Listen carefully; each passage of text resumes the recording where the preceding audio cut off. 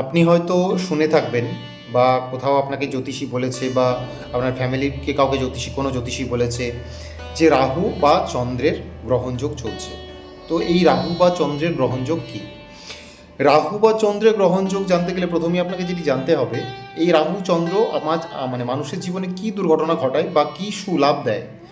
রাহু আর চন্দ্র এমন দুটি গ্রহ, তারা যদি একসঙ্গে কোনো মানুষের কুণ্ডলিতে মানে জন্মকুণ্ডলিতে অবস্থান করে, তাহলে সেই মানুষটির বেশ কিছুটা ক্ষতি সাধন করে।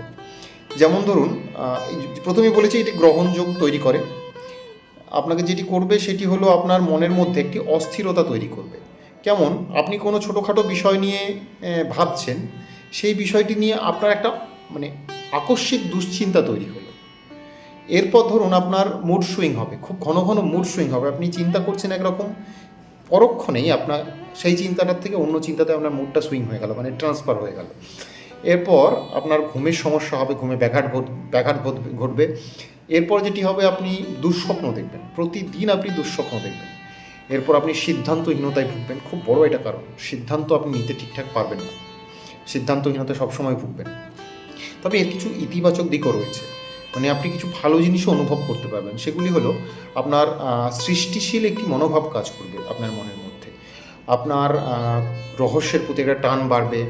জ্যোতিষ চর্চা বা আধ্যাত্মিক জিনিসের প্রতি আপনি একটু মনোনিবেশ করতে পারবেন। বা আপনার ষষ্ঠ ইন্দ্রিয় মানে জানেন তো, মানে কোনো কিছুর দুর্ঘটনার আভাস বা কোনো কিছুর সংকেত আপনি খুব সহজে পাবেন।